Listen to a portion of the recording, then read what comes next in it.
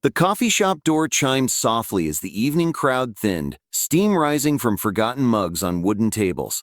The scent of fresh grounds mingled with rain-damp coats hung by the entrance. Julian sat in the corner booth, stirring his black coffee endlessly, the spoon clinking against porcelain like a metronome to his thoughts. At 39, after his publishing contract fell through another manuscript rejected with polite form letters, the dream he'd chased since college felt like sand slipping through his fingers. He stared at the notebook open before him, blank pages mocking his stalled words. Outside, streetlights flickered on early against the gray dusk, pedestrians hurrying past with umbrellas half open. He could pack up, head home to the empty loft, let the silence swallow another unproductive day. But his pen stayed poised, unmoving. A woman entered then, shaking droplets from her scarf, her movements efficient yet weary. Late 30s, wool coat belted tight, carrying a leather satchel bulging with what looked like manuscripts. She ordered at the counter, then scanned for a seat, her eyes landing on the empty spot across from Julian. Without hesitation, she approached, gesturing to the booth. He nodded absently, shifting his notebook aside. She sat, pulled out a thick stack of papers, and began marking them with a red pen crossouts, notes in the margins. Julian glanced over. The top sheet bore his publisher's logo, the same one that had sent his latest rejection. Coincidence, he thought, returning to his blank page. Minutes ticked by.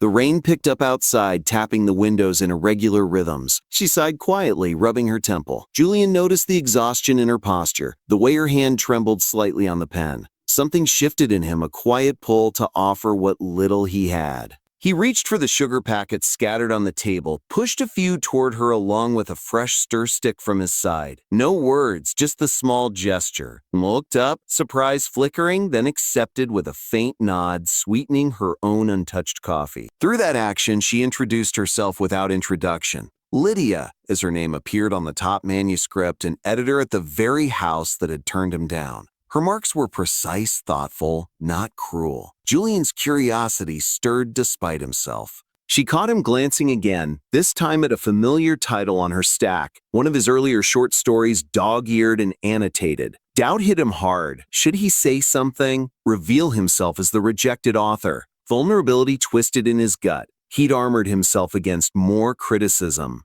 He almost closed his notebook, left without a word, but she slid the story toward him subtly, pointing to a circled line in the margin. Strong voice here, build on this. Jules' quiet insight. Julian's breath caught. He picked up his pen, added a note beneath hers. Trying to... Their eyes met briefly. She smiled faintly, returned to her work.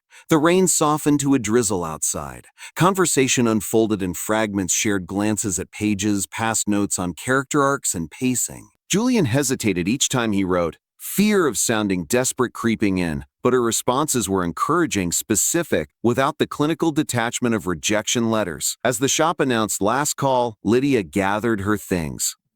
She left one manuscript behind, the annotated copy of his story tucked under his notebook. Then she stood, nodded once more, and stepped into the night, scarf trailing behind her. Julian stayed, reading her notes under the dim overhead light. Suggestions that reignited his stalled sentences. Wanta. Gratitude settled warm in his chest, unexpected and grounding. That night, in his loft, he revised by lamplight, her words guiding his hand. The story transformed, sharper, truer. Weeks blurred. Julian submitted the revised piece to a new outlet. Acceptance coming swift and surprising. He framed her annotated pages on his wall, a private talisman. Freelance gigs followed, his confidence rebuilding page by page. One rainy afternoon, in the same coffee shop, he saw a young writer hunched over a laptop, frustration etched in furrowed brows. Julian sat nearby, slid over a spare pen and napkin with a quiet note. Start with what you know best. The writer looked up, nodded thanks. The cycle began again. Months passed. Julian's byline appeared more often. His name whispered in literary circles. He never forgot the booth, the rain, the woman whose face he'd half remembered but whose influence lingered. One evening, at a book launch for his first collection, he scanned the crowd. There she was, Lydia, in the back row, clapping softly as he read from the stage. Recognition dawned mutual. After she approached, manuscript in hand. His book now. You don't know me, she started, but he shook his head, pulling the framed pages from his bag. Her eyes widened. I never got your name that night. They talked then over coffee after the event about rejection she'd fought for authors, the quiet battles behind red pens.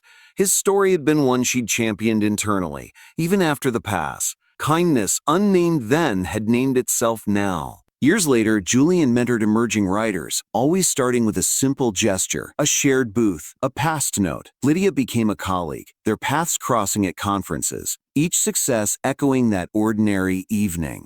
One dusk, rain falling softly outside his study window, Julian opened a fresh notebook. He wrote her name at the top, Lydia, and began a dedication page. In the end, as ink flowed steady across the paper, he paused.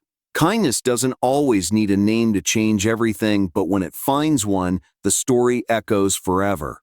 If this tale of anonymous impact stirred a sense of quiet wonder in you, consider subscribing for more stories that uncover the hidden names behind everyday kindness. Has someone's unnamed kindness ever come back to you years later? Share your story below. It's these connections that make us feel seen. And if that framed manuscript still resonates, dive into the letter she mailed without a return address. Next, it might just find its way to you too.